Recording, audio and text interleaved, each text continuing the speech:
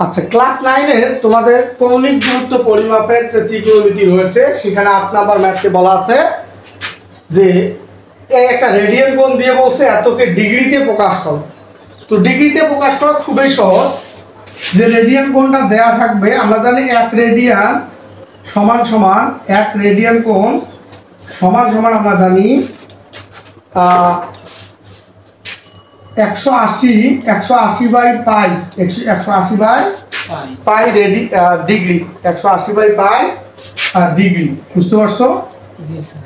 কোনো রেডিয়ান কোণ যদি থাকে 1 রেডিয়ান সমান 180 বাই পাই ডিগ্রি। হ্যাঁ, তাহলে এই রুলস ফলো করে আমরা কাজ করব।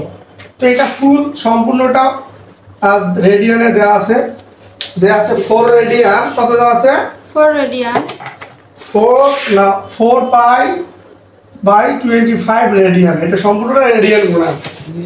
পাই থাকলে বুঝবা এটা রেডিয়ান গুণে আছে। হ্যাঁ, তো এই রেডিয়ান কোণটাকে ডিগ্রিতে প্রকাশ করতে বলছে।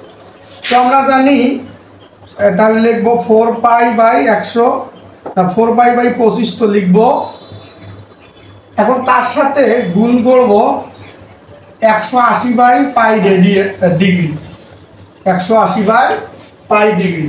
আমাদের সরাসরি আমাদের দেখো এই পাই কাটা যায়, এই পাই কাটা যাচ্ছে। তাহলে কত হচ্ছে একটু আমরা ক্যালকুলেশন করি।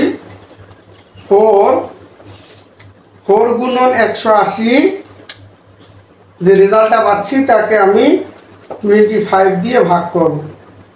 তাহলে আমরা এইভাবে পাচ্ছি, আরেকবার একটু করি। 4 গুণন 180, যে রেজাল্টটা পাচ্ছি তাকে ভাগ করব 25 দিয়ে। তাহলে আমাদের আসে 28.8।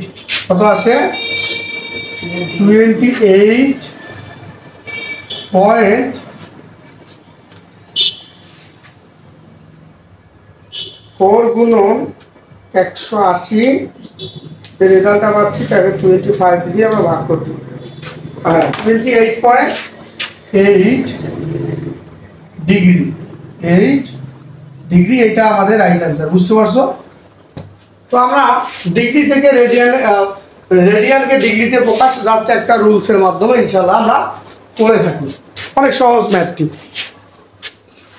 তো আমরা নেক্সট ক্লাসে যে ম্যাথগুলো শিখাবো ইনশাল্লাহ আমরা অনেক সুন্দর করে ক্লাস নেওয়ার চেষ্টা করি।